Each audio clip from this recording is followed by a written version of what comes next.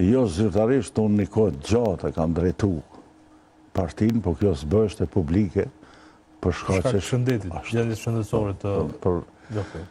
Edhe menaxhimi i asaj gjendjes shëndetësore nuk ka qenë as pak i lehtë, po fati im ka qenë se unë njëtën kohë kam qenë edhe mjek. Juni për kujdes edhe personalisht për ta? Edhe familjarisht, pa diskut. Edhe familjarisht? Familjarisht, pa diskut. Që në kupton familjarisht?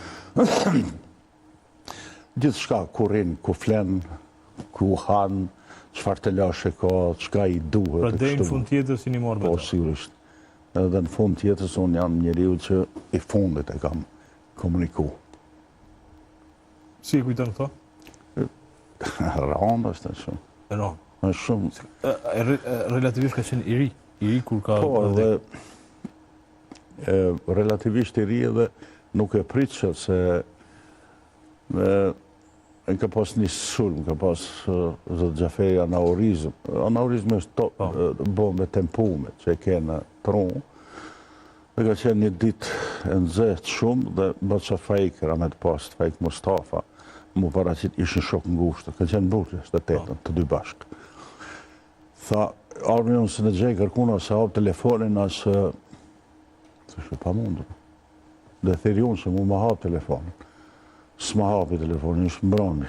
Dhe ma djallin që është një sigurime, i këm bashkë, se hapë ke banesën. Dhe më pastaj kemi hypë për balkoni, e kemi thyë gjami.